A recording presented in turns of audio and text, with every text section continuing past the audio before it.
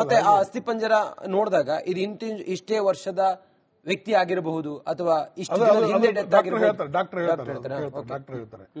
ಆದ್ರೆ ಅದು ಬೋನ್ ಇದ್ರ ಮೇಲೆ ಹೇಳ್ತಾರೆ. ಆದ್ರೆ ಅದು DNA ಟೆಸ್ಟ್ ಇರ್ಲಿಲ್ಲ ಅವಾಗ. ಸೊ ಇರ್ಲಾದಕ್ಕೆ ನಾವು ಸೂಪರ್ ಇಂಪೋಸಿಷನ್ ಮಾಡ್ತಿದ್ದೀವಿ. ಸರಿ, ಇದರಲ್ಲಿ ಈ ಕೇಸಲ್ಲಿ ಮಾಡಬಹುದು ಆತರ ಸೂಪರ್ ಇಂಪೋಸಿಷನ್. DNA ಅದು ಪತ್ತೆ ಆಗದೆ ಇದ್ರೆ, ಐಡೆಂಟಿಫೈ ಆಗದೆ ಇದ್ರೆ, ಇದನ್ನು ಸ್ಕಲ್ ಏನ್ ಹಿಡ್ಕೊಂಡು ಅಡ್ಡಾಡಿರಲ್ಲ ನೀವು, ಅದನ್ನು ಅದಕ್ಕೆ ಒಂದು ರೂಪ ಕೊಟ್ಟು ಅದನ್ನ ಹಳೆ ಮೆಥಡ್ ಅನ್ನೇ ನಾವು ಫಾಲೋ ಮಾಡಬಹುದು. ಸೊ ಈ ಕೇಸಲ್ಲಿ ಏನಾಯ್ತು, ಮುಂದೆ ಇವರು ಯಾರೋ ಅವಳು ಇಬ್ಬರು ಹೆಣ್ಮಕ್ಳು ಅವರು ಬಡ್ಡಿ ಆಡೋರು, ಇಬ್ರು ಸತ್ತವರು ಬಡ್ಡಿ ವ್ಯವಹಾರ ಮಾಡೋರು, ಬಡ್ಡಿ ಕೊಡೋರು, ಬಡ್ಡಿ ವ್ಯವಹಾರ ಮಾಡೋರು, ಬಡ್ಡಿ ವಿತೌಟ್ ಲೈಸೆನ್ಸ್ ಹಳ್ಳಿಯಲ್ಲಿ ಮಾಡ್ತಿರ್ತಾರೆ. ಸ್ವಲ್ಪ ಶ್ರೀಮಂತರಾಗಿದ್ರು ಅವರು. ಬಡ್ಡಿ ವ್ಯವಹಾರ ಮಾಡಿ ಮಾಡಿ ಎಲ್ಲ ಇಬ್ಬರಿಗೆ ಗಂಡ ಇರಲಿಲ್ಲ. ಮಗಳೂ ಗಂಡ ಬಿಟ್ಟಿದವಳು, ತಾಯಿನೂ ಗಂಡ ಇರ್ಲಿಲ್ಲ, ತಿರ್ಕೊಂಡಿದ್ದ. ಮೊಮ್ಮಗಳು ಒಂದಿತ್ತು, ಅದು ನಾಯಿಂತಾನೆ ಓದ್ತಾ ಇತ್ತು. ಸೊ ಇವರಿಬ್ರು ಅವಾಗ ಹಳ್ಳಿಯಲ್ಲಿ ಶಿಕ್ಷಕರಿದ್ದಾಗ ಮದುವೆ ಮಾಡ್ತಾರೆ. ಅವನು 45-50 ವರ್ಷ ಒಳಗನೆ, ಸರಿ, ಈಗಿನ ಒಂದು 30-35 ವರ್ಷ, ಅವಳು 40-45 ವರ್ಷ ಅವ್ವ. ಸೊ ಈ ಏಜ್ ನಲ್ಲಿ ಇದ್ರು ಅವರು. ಇದ್ದಾಗೆ ಅವರು ಯಾರು ಸ್ವಲ್ಪ ಸಾಲಿಡ್ ಇದ್ದಾರೆ ಹುಡುಗರಿಗೆ ಅಂತವ್ರಿಗೆ ಸಾಲ ಕೊಡೋರು, ಅವ್ರ ಕಡೆಯಿಂದ ಸೆಕ್ಸ್ ಎಂಜಾಯ್ ಮಾಡ್ಕೊಳ್ಳೋರು. ಇಬ್ರು ಬಡ್ಡಿ ಕೊಟ್ಟು ಅವ್ರನ್ನ ಕಾಂಟ್ಯಾಕ್ಟ್ ಇಟ್ಕೊಂಡು ಅವ್ರ ಜೊತೆಗೆ ವ್ಯವಹಾರ ಲೈಂಗಿಕ ಕ್ರಿಯೆ ಎಲ್ಲ ವ್ಯವಸ್ಥೆ ಮಾಡೋರು. ಈಗ ಗಂಡ ಇರಲಿಲ್ಲ. ಸೊ ಇವ್ರದ್ದು ಬಹಳ ಸಾಲಿಡ್ ಇದ್ರು ಅವ್ರು, ಭಯಂಕರ ಸಾಲಿಡ್, ಭಾರಿ ಪರ್ಸನಾಲಿಟಿ, ಯಾರು ಕೇರ್ ಮಾಡ್ತಿರ್ಲಿಲ್ಲ. ಅದನ್ನ ನೋಡಿ ಇನ್ನಿಬ್ರು ರೆಡಿ ಆದ್ರು. ನಾವು ಹೋಗಿ ಎಂಜಾಯ್ ಮಾಡೋಣ, ನಡಿ ಬಡ್ಡಿ ತಗೊಳ್ಳೋಣ ಅವಳ ಹತ್ರ ಅಂತ. ಒಂದಿಬ್ರು ಸ್ನೇಹಿತರು ಅವ್ರು ಹೋಗಿ ಬಡ್ಡಿ ತಗೊಂಡ್ರು. ಅವ್ರ ಕಡೆಯಿಂದ ಬಡ್ಡಿ ತಗೊಂಡ್ರು. ಇವ್ರು ಕೇಳಿಕ್ ಹೋದ್ರು. ಅವರು ಹೊಡೆದ್ಕ, ನೀ TB ಪೇಷಂಟ್ ಇದ್ದಂಗಿದೆಯಾ ಮಗನೇ, ನೀನ್ ನಮ್ ಜೊತೆಗೆ ಮನ್ಕೋತೀಯ ನಡೆ ಅಂತ ಹೇಳೋದು. ಅವ್ರು ಬಹಳ ಚೂಜಿ ಜನ, ಎಲ್ಲರ ಜೊತೆಗೂ ಹಂಗಿರ್ಲಿಲ್ಲ. ಅವ್ರಿಗೆ ಯಾರಿಗೆ ಇಷ್ಟ ಆಗ್ತದೆ ಅವ್ರ ಜೊತೆಗೆ ಮಾತ್ರ ಅವರು ವ್ಯವಹಾರ ಮಾಡೋರು. ಇವ್ರು ಹೊಡೆದ ಕಳಿಸೋಪ್ಲೇನೆ ಆಮೇಲೆ ಬಿಡ್ಲೇ ಇಲ್ಲಿ ಇವ್ರು ಬೆನ್ನ ಹತ್ತೋರು. ನಾವು ನಿಮ್ ಜೊತೆಗೆ ನಾವು ಎಂಜಾಯ್ ಮಾಡ್ಲೇಬೇಕಂತ. ಕೊನೆಗೆ ಎಲ್ಲಿವರೆಗೆ ಅಂದ್ರೆ ಎಲ್ಲಿ ಇವ್ರು ಬಡ್ಡಿ ಕೊಡಕ್ ರೆಡಿ ಇರ್ಲಿಲ್ಲ, ಸಾಲ ತಗೊಂಡಿದ್ರು, ಬಡ್ಡಿ ಕೊಡ್ಲಿಕ್ಕೆ ಆಗ್ತಿರ್ಲಿಲ್ಲ. ಅವ್ರು ರಸ್ತೆಯಲ್ಲಿ ಸಿಕ್ಕಲ್ಲಿ ಹೊಡ್ಯಾಕ್ ಶುರು ಮಾಡಿದ್ರು, ತಾಯಿ ಮಗಳು ಇಬ್ರು ಇವರಿಗೆ, ಬಡ್ಡಿ ತಗೊಂಡವ್ರಿಗೆ, ಇಬ್ಬರು ಹುಡುಗರಿಗೆ ಹೊಡಿಲಿಕ್ಕೆ ಶುರು ಮಾಡಿದ್ರು. ಅಲ್ಲಿ ಇವ್ರಿಗೆ ಭಯಂಕರ ಇನ್ಸಲ್ಟ್ ಆತ, ಬಜಾರ್ದಲ್ಲಿ, ರಸ್ತೆಯಲ್ಲಿ, ಎಲ್ಲಿ ಸಿಕ್ಕಲ್ಲಿನೂ ಹೊಡೆಯೋರು, ದುಡ್ಡು ಕೊಡು ಮಗನೇ ಅನ್ನೋದು. ಸೊ ಇಷ್ಟು ಅಸಹ್ಯ ಆದ್ಕೊಳ್ಳೇನು ಇವ್ರು ಹೆಂಗಾರ ಮಾಡಿ ನಾವು ಇದು ಮಾಡ್ಬೇಕಿಲ್ಲ ಅಂತ ಹೇಳುದು ಇಬ್ರು ಡಿಸೈಡ್ ಮಾಡಿದ್ರು. ಅವರು ಸೆರೆ ಕುಡಿತಿದ್ರು. ಅದು ಒಳ್ಳೆ ಸೆರೆ ತಗೊಂಡು ಹೋಗಿ, ಅಲ್ಲಿ ನಾಟಿ ಕೋಳಿ ಮಾಡಿವಿ, ಬರ್ರಿ ನೀವು ಕುಡಿಸ್ತೀರಿ ಅಂತ ತಿಳ್ಕೊಂಡು ಅಲ್ಲಿ ಒಂದು 2 ಬಾಟ್ಲಿ ಸೆರೆ ತಗೊಂಡು ಅಲ್ಲಿ ಅವ್ರು ಕುಡ್ಕೋತ ಕರ್ಕೊಂಡ್ರು. ಗೋವಾದಿಂದ ಸೆರೆ ತಂದಿವಿ, ಸ್ಪೆಷಲ್ ಸೆರೆ ಇದು ಫಾರಿನ್ ಸೆರೆ ಅಂತ ತಿಳ್ಕೊಂಡು ಅವ್ರಿಗೆ ಏನೋ ಕನ್ವಿನ್ಸ್ ಮಾಡಿ ಕರ್ಕೊಂಡು ಕುಡಿಸಿದ್ರು. 2 ಬಾಟ್ಲಿ ತಗೊಂಡು ಹೋಗಿದ್ರು. ಇಲ್ಲಿ ಹೋಗ್ತಾ ಒಂದು ಬಾಟ್ಲಿ ಕುಡಿದಾರೆ. ಅಲ್ಲಿ ಹೋಗಿ ಗುಡದಲ್ಲಿ ಹೋಗಿ ಅಲ್ಲಿ ಒಂದು ಕುಡಿದಾರೆ. ಅಲ್ಲಿ ಕೋಳಿಗಳಿಗೆ ಮಾಡಿಸ್ಕೊಂಡು ತಗೊಂಡು ಹೋಗಿದ್ದಾರೆ. ಇಲ್ಲೇ ಅಂತ ಅವ್ರು ನಿಷೇಧದಲ್ಲಿ ಗೊತ್ತಾಗಿಲ್ಲ ಎಲ್ಲಿ ಬಂದಿವಂತ ಹೆಣ್ಮಕ್ಳಿಗೆ.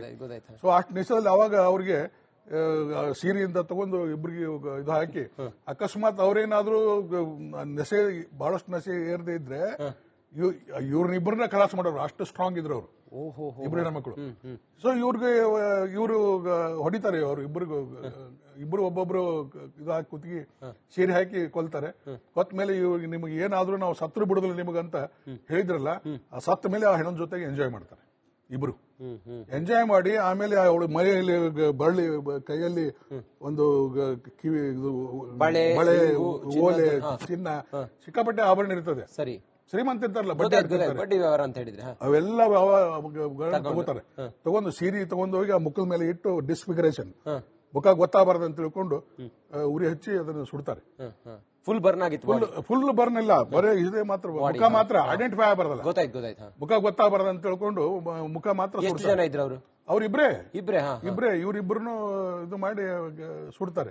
ಸುಟ್ಟು ಆಮೇಲೆ ಬಂದ್ಬಿಡ್ತಾರೆ ಊರಿಗೆ. ಬಂದು ಬೆಳಗಾವಿಗೆ ಬಂದು ಅದೆಲ್ಲ ಇದು ಮಾರೋದು, ಒಂದೊಂದೇ ವಸ್ತುಗಳನ್ನು ಮಾರೋದು. ಸುಮಾರು ಒಂದು 25 ಒಬ್ಬೊಬ್ಬರು ಮೈಯಲ್ಲಿ 25 ತೊಲಿ ಬಂಗಾರ ಇರ್ತದೆ. 25 ತೊಲೆ ಬಂಗಾರ. ಅದನ್ನೆಲ್ಲ ಬೇಕಾಷ್ಟು ದುಡ್ಡು ಬಂತು.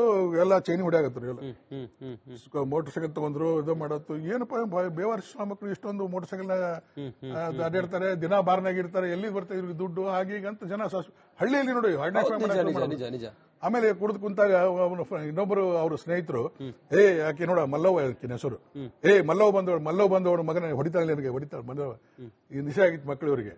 ಅವಳೇನ್ ಬರ್ತಾಳೆ ಸೆಟ್, ನಾನು ಅವಳಿಗೆಲ್ಲ ಮುಗಿಸಿ ಬಂದೀವಿ ಕುಡಿ ನಿಷೇಧದಲ್ಲಿ, ನಾವೆಲ್ಲ ಮುಗಿಸಿ ಬಂದಿವಿ, ಅವರಿಗೆ ಹೊಡೆದು ಎಲ್ಲ ಮಾಡಿ ಸುಟ್ಟು ಬಂದಿವಿ ಅಂತ ನಿಷೇಧದಲ್ಲಿ ಹೇಳ್ಬಿಟ್ಟ. ಬಾರ್ನಲ್ಲಿ ಕುಂತಾಗ, ವೈನ್ ಶಾಪ್ ನಲ್ಲಿ ಕೂತಾಗ ಹೇಳಿದ್ಕೊಳ್ಳೇನ ಪಕ್ಕದಲ್ಲಿ ಒಬ್ಬ ಇದ್ದ. ಅದನ್ನೆಲ್ಲ ಕೇಳ್ಕೊಂಡು ಒಂದು ಅರ್ಜಿ ಬರೆದು ಅವನು ಪೇಪರ್ ಅವನು ಎಲ್ಲ ಪೇಪರ್ದಲ್ಲಿ ಹಾಕ್ಬಿಟ್ಟ. ಸೊ ಆ ಮಾಹಿತಿ ಬಗ್ಗೆ ನಾವು ಇನ್ವೆಸ್ಟಿಗೇಷನ್ ಮಾಡಿ ನೋಡಿದಿವಿ. ಸುಮಾರು ಒಂದು 242 ಜನರಿಗೆ ಸಾಲ ಕೊಟ್ಟಿದ್ದಳು. ಆ 242 ಮಂದಿಗೂ ಕರ್ಸೋದ್ರು. ನಮ್ಮ ಮಂದಿ ಕರ್ಸಿ ಪ್ರತಿಯೊಬ್ಬರು ನೀನೇ ಮಾಡಿ ಮಗನೇ ಅನ್ನೋದು ಎಲ್ಲ ವಸೂಲ್ ಮಾಡೋದು. ಆಗಿನ ಕಾಲದಲ್ಲಿ ತುಂಬಾ ಅವ್ರಿಗೆ ನಾವು ಹೊಸದಾಗಿ ಫಸ್ಟ್ ಪೊಲೀಸ್ ಸ್ಟೇಷನ್ ನಮಗೆ ಅಷ್ಟೊಂದು ಐಡಿಯಾ ಇರಲಿಲ್ಲ. ಏನು ಅದು ಹೆಂಗ್ ಇದು ಮಾಡ್ತಾರೆ ಏನ್ ಮಾಡ್ತಾರೆ ಅನ್ನೋದು ಐಡಿಯಾ ಇರಲಿಲ್ಲ. ಬಟ್ ನಾವು ನಿಯತ್ಲಿಂದ ನಾವು ಕೆಲಸ ಮಾಡೋರು. ನಮ್ಮ ಇನ್ನೊಬ್ಬರು ಹಿರಿಯ ಅಧಿಕಾರಿ ಹೇಳ್ತೀನಿ, ಕರ್ಸೋದು ಅವ್ರ ಕಡೆಯಿಂದ ಇದು ವಸೂಲು ಮಾಡೋದು, ನೀನೇ ಮಾಡಿ ಮಗನೇ ಅನ್ನೋದು, ದುಡ್ಡು ವಸೂಲು ಮಾಡೋದು. ಆಗಿನ ಕಾಲದಲ್ಲಿ 262 ಜನ ಮಾಡಿ ಕೊನೆಗೆ ನಮಗೆ ಗೊತ್ತಾಯ್ತು, ಏನ್ ಸರ್ ಇದು ಹಿಂಗ್ ಮಾಡೋದು, ಇದು ಸರಿಯಲ್ಲ, ಇದು ಅವು ಬಡವರು ಇರ್ತವೆ, ಸಾಲ ತಗೊಂಡಿರ್ತವೆ, ಮಾಡೋದು ಎಲ್ಲಿ ತಂದು ಕೊಡ್ತವೆ, ಹೊಲ ಮನಿ ಮಾರಿ ಕೊಡ್ಬೇಕು, ಬಿಟ್ಬಿಡಿ ಸರ್ ಅಂತ ನಾವೆಲ್ಲ ನೀನೇನು ಗೊತ್ತಾದ, ನೀನಾ ಹುಡುಗದೀನಿ ಅಂತೇಳಿ ನಮಗ ಜೋರ್ ಮಾಡೋರು. ಕೊನೆಗೆ ಅದನ್ನ ಎಲ್ಲ ತನಿಖೆ ಮಾಡಿ ಅವ್ರನ್ನ ಅರೆಸ್ಟ್ ಮಾಡಿ ಎಲ್ಲಿ ಬಂಗಾರ ಮಾರಿದ್ರು ಅದನ್ನೆಲ್ಲ ರಿಕವರಿ ಮಾಡಿ ಸೇಮ್ ಬಳಿಗಳೇ ಸಿಕ್ಕು, ಸೇಮ್ ಎಲ್ಲ ಐಡೆಂಟಿಫೈ ಆಯ್ತು, ಎಲ್ಲಾನು ಆಯ್ತು. ಕೊನೆಗೆ ಅವರಿಗೆ ಲೈಫ್ ಇಂಪ್ರೂವ್ಮೆಂಟ್ ಆಯ್ತು. ಇಬ್ಬರಿಗೂ ಲೈಫ್ ಜೀವನ ಪೂರ್ತಿ ಇಂಪ್ರೂವ್ಮೆಂಟ್. ಜೈಲಿನಲ್ಲೇ ಸತ್ತರು ಇಬ್ರು. ಸೊ ಈ ತರ ಎಲ್ಲ ಪ್ರತಿಯೊಂದು ಸಿಗ್ತಾರೆ. ಒಡವೆಗಳು ಸಿಕ್ಕುವಲ್ಲ ನಮಗೆ. ಅಂದ್ರೆ ನಿಮಗೆ 3 ತಿಂಗಳು 4 ತಿಂಗಳ ಸತ್ ಬಾಡಿ ಸದ ಬರೇ ಸ್ಕೆಲ್ಟನ್ ಇದ್ರು ಸದ ಸ್ಕೆಲಿಟನ್ ಇಂದ ತಮ್ಗೆ ಐಡೆಂಟಿಫೈ ಆಗಿಲ್ವಾ? ಆತ ಪತ್ರಿಕೆಯಲ್ಲಿ ಬಂದ ಆ ಒಂದು ನ್ಯೂಸ್ಲಿಂದ ನಮಗೆ ವಿಚಾರ ಗೊತ್ತಾಗಿಲ್ಲ. ಏನ್ ಗೊತ್ತಾನ ಆಗ್ತಿರ್ಲಿಲ್ಲ. ಇವ್ರ ಫ್ಯಾಮಿಲಿ ಯಾರು ಕಂಪ್ಲೇಂಟ್ ಮತ್ತೊಂದು ಯಾರು ಇರ್ಲಿಲ್ಲ. ಅದು ಏನೋ ಹುಡುಗಿ ಇತ್ತು, ಸಣ್ಣ ಚಿಕ್ಕ ಹುಡುಗಿ, ಅದಕ್ಕೇನು ಗೊತ್ತಾಗ್ಲಿಲ್ಲ. ಎಲ್ಲೋ ಹೋಗಿದ್ದಾರೆ, ಬರ್ತಾರೆ ಬರ್ಬೋದು ಅಂತ ಹಂಗೆ ಕಾಯ್ಕೋದು ಕೂತಿತ್ತು ಆ ಹುಡುಗಿಗೆ ಒಬ್ಬ ಡ್ರೈವರು ಕಂಡಕ್ಟರ್ ಇಬ್ರು. ನಾನು ಇನ್ಸ್ಪೆಕ್ಟರ್ ಅಂತ ಹೇಳಿ ಅವ್ರಿಗೆ ಫೋಟೋ ತೆಗೆದು ಸೆಲೆಕ್ಟ್ ಹೊಡೆಯೋದು. ಆ ಹುಡುಗಿಗೆ ಮದುವೆ ಆಗ್ಬೇಕಂತ ಸ್ವಲ್ಪ ಚಂದ ಇತ್ತು ಆ ಹುಡುಗಿ.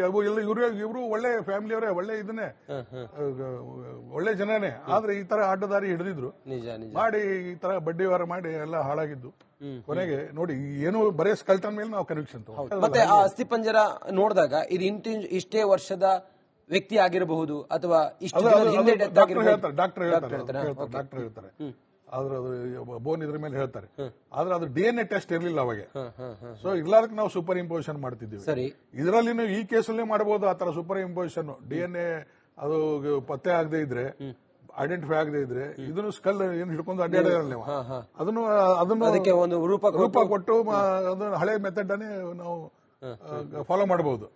ಸೊ ಈ ಕೇಸಲ್ಲಿ ಏನಾಯ್ತು, ಮುಂದೆ ಇವರು ಯಾರೋ ಅವಳು ಇಬ್ಬರು ಹೆಣ್ಮಕ್ಳು, ಅವ್ರು ಬಡ್ಡಿ ಆಡೋರು, ಇಬ್ರು ಸತ್ತವ್ರು, ಬಡ್ಡಿ ವ್ಯವಹಾರ ಮಾಡೋರು, ಬಡ್ಡಿ ವ್ಯವಹಾರ ಮಾಡೋರು, ಬಡ್ಡಿ ವಿತೌಟ್ ಲೈಸೆನ್ಸ್ ಹಳ್ಳಿಯಲ್ಲಿ ಮಾಡ್ತಿರ್ತಾರೆ. ಸ್ವಲ್ಪ ಶ್ರೀಮಂತರಾಗಿದ್ರು ಅವರು. ಬಡ್ಡಿ ವ್ಯವಹಾರ ಮಾಡಿ ಎಲ್ಲ ಇಬ್ಬರಿಗೆ ಗಂಡ ಇರಲಿಲ್ಲ. ಮಗಳೂ ಗಂಡ ಬಿಟ್ಟಿದವಳು, ತಾಯಿನೂ ಗಂಡ ಇರ್ಲಿಲ್ಲ, ತೀರ್ಕೊಂಡಿದ್ದ. ಮೊಮ್ಮಗಳು ಒಂದಿತ್ತು, ಅದು ನಾಯಿಂತಾನೆ ಓದ್ತಾ ಇತ್ತು. ಸೊ ಇವರಿಬ್ರು ಅವಾಗ ಹಳ್ಳಿಯಲ್ಲಿ ಚಿಕ್ಕವರಿದ್ದಾಗ ಮದುವೆ ಮಾಡ್ತಾರೆ. ಅವನು 45-50 ವರ್ಷ ಒಳಗನೆ, ಈಕಿನೂ ಒಂದು 30-35 ವರ್ಷ, ಅವಳು 40-45 ವರ್ಷ ಅವ್ವ. ಸೊ ಈ ಏಜ್ ನಲ್ಲಿ ಇದ್ರು ಅವರು. ಇದ್ದಾಗೆ ಅವರು ಯಾರು ಸ್ವಲ್ಪ ಸಾಲಿಡ್ ಇದಾರೆ ಹುಡುಗರಿಗೆ ಅಂತವ್ರಿಗೆ ಸಾಲ ಕೊಡೋರು. ಅವ್ರ ಕಡೆಯಿಂದ ಸೆಕ್ಸ್ ಎಂಜಾಯ್ ಮಾಡ್ಕೊಳ್ಳೋರು ಇಬ್ರು. ಬಡ್ಡಿ ಕೊಟ್ಟು ಅವ್ರನ್ನ ಕಾಂಟ್ಯಾಕ್ಟ್ ಇಟ್ಕೊಂಡು ಅವ್ರ ಜೊತೆಗೆ ವ್ಯವಹಾರ ಲೈಂಗಿಕ ಕ್ರಿಯೆ ಎಲ್ಲ ವ್ಯವಸ್ಥೆ ಮಾಡೋರು. ಈಗ ಗಂಡ ಇರಲಿಲ್ಲ.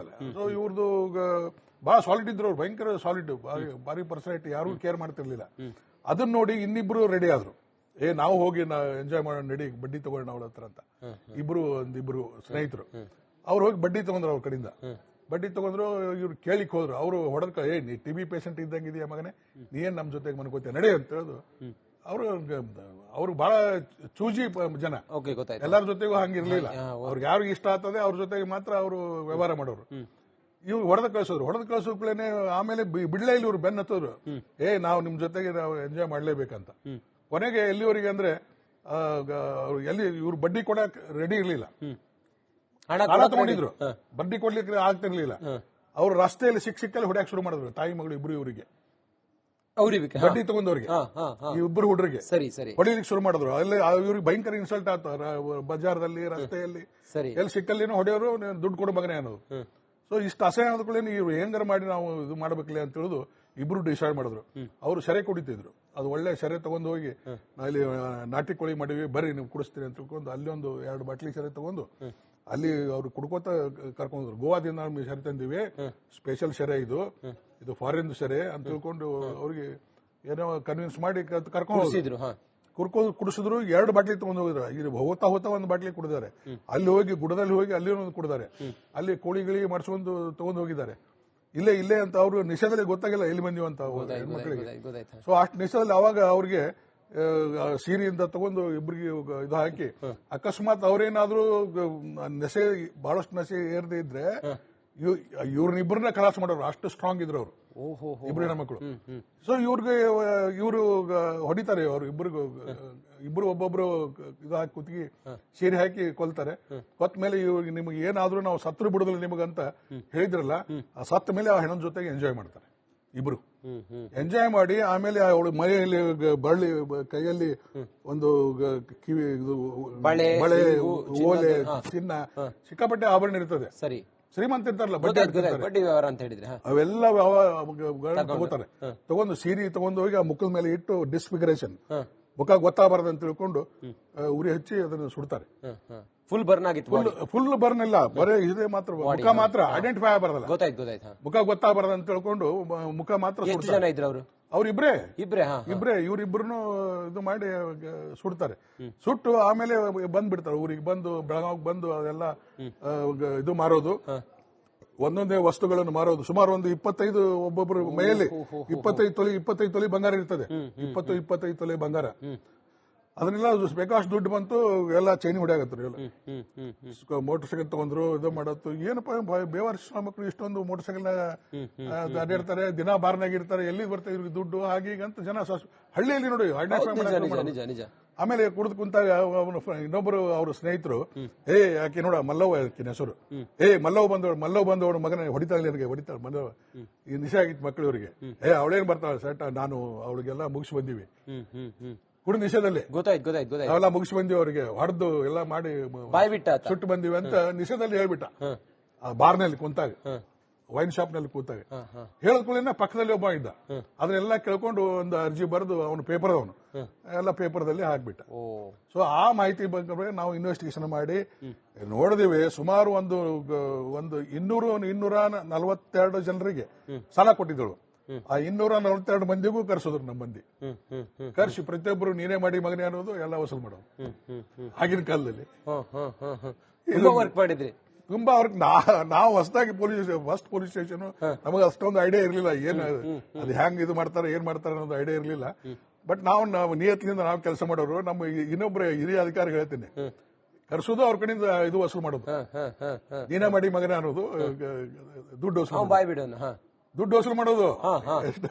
ಆಗಿನ ಕಾಲದಲ್ಲಿ 262 ಜನ ಮಾಡಿ ಕೊನೆಗೆ ನಮಗೆ ಗೊತ್ತಾಯ್ತು, ಏನ್ ಸರ್ ಇದು ಹಿಂಗ್ ಮಾಡೋದು, ಇದು ಸರಿಯಲ್ಲ, ಇದು ಅವು ಬಡವರು ಇರ್ತವೆ, ಸಾಲ ತಗೊಂಡಿರ್ತವೆ, ಮಾಡೋದು ಎಲ್ಲಿ ತಂದು ಕೊಡ್ತವೆ, ಹೊಲ ಮನಿ ಮಾರಿ ಕೊಡಬೇಕು, ಬಿಟ್ಬಿಡಿ ಸರ್ ಅಂತ ನಾವೆಲ್ಲ ನೀನೇನ್ ಗೊತ್ತಾದ, ನೀನಾ ಹುಡುಗದೀನಿ ಅಂತೇಳಿ ನಮಗ ಜೋರ್ ಮಾಡೋರು. ಕೊನೆಗೆ ಅದನ್ನ ಎಲ್ಲ ತನಿಖೆ ಮಾಡಿ ಅವ್ರನ್ನ ಅರೆಸ್ಟ್ ಮಾಡಿ ಎಲ್ಲಿ ಬಂಗಾರ ಮಾರಿದ್ರು ಅದನ್ನೆಲ್ಲ ರಿಕವರಿ ಮಾಡಿ ಸೇಮ್ ಬಳಿಗಳೇ ಸಿಕ್ಕು, ಸೇಮ್ ಎಲ್ಲ ಐಡೆಂಟಿಫೈ ಆಯ್ತು, ಎಲ್ಲಾನು ಆಯ್ತು. ಕೊನೆಗೆ ಅವರಿಗೆ ಲೈಫ್ ಇಂಪ್ರೂವ್ಮೆಂಟ್ ಆಯ್ತು. ಇಬ್ಬರಿಗೂ ಲೈಫ್ ಜೀವನ ಪೂರ್ತಿ ಇಂಪ್ರೂವ್ಮೆಂಟ್. ಜೈಲಲ್ಲೇ ಸತ್ತರು ಇಬ್ರು. ಸೊ ಈ ತರ ಎಲ್ಲ ಪ್ರತಿಯೊಂದು ಸಿಗ್ತಾರೆ. ಒಡವೆಗಳು ಸಿಕ್ಕುವಲ್ಲ ನಮಗೆ.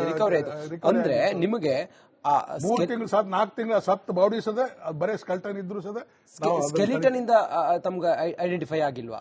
ಆತ ಪತ್ರಿಕೆಯಲ್ಲಿ ಬಂದ ಆ ಒಂದು ನ್ಯೂಸ್ಲಿಂದ ನಮಗೆ ವಿಚಾರ ಗೊತ್ತಾಗಿಲ್ಲ. ಏನ್ ಗೊತ್ತಾನ ಆಗ್ತಿರ್ಲಿಲ್ಲ. ಇವ್ರ ಫ್ಯಾಮಿಲಿ ಯಾರು ಕಂಪ್ಲೇಂಟ್ ಮತ್ತೊಂದು ಯಾರು ಇರ್ಲಿಲ್ಲ. ಅದು ಏನೋ ಹುಡುಗಿ ಇತ್ತು, ಸಣ್ಣ ಚಿಕ್ಕ ಹುಡುಗಿ, ಅದಕ್ಕೇನು ಗೊತ್ತಾಗ್ಲಿಲ್ಲ. ಎಲ್ಲೇ ಹೋಗಿದ್ದಾರೆ, ಬರ್ಬೋದು ಅಂತ ಹಂಗೆ ಕಾಯ್ಕೋದು ಕೂತಿತ್ತು ಆ ಹುಡುಗಿಗೆ. ಒಬ್ಬ ಡ್ರೈವರು ಕಂಡಕ್ಟರ್ ಇಬ್ರು. ನಾನು ಇನ್ಸ್ಪೆಕ್ಟರ್ ಅಂತ ಹೇಳಿ ಅವ್ರಿಗೆ ಫೋಟೋ ತೆಗೆದು ಸೆಲೆಕ್ಟ್ ಹೊಡೆಯೋದು, ಆ ಹುಡುಗಿಗೆ ಮದುವೆ ಆಗ್ಬೇಕಂತ. ಸ್ವಲ್ಪ ಚಂದ ಇತ್ತು ಆ ಹುಡುಗಿ. ಇವರು ಒಳ್ಳೆ ಫ್ಯಾಮಿಲಿಯವರೇ, ಒಳ್ಳೆ ಇದನ್ನೇ, ಒಳ್ಳೆ ಜನನೇ. ಆದ್ರೆ ಈ ತರ ಅಡ್ಡದಾರಿ ಹಿಡಿದಿದ್ರು ಮಾಡಿ, ಈ ತರ ಬಡ್ಡಿ ವ್ಯವಹಾರ ಮಾಡಿ ಎಲ್ಲ ಹಾಳಾಗಿದ್ದು. ಕೊನೆಗೆ ನೋಡಿ, ಏನು ಬರೇ ಸ್ಕಲ್ಟನ್ ಮೇಲೆ ನಾವು ಕನ್ವಿಕ್ಷನ್ ತಗೊಂಡು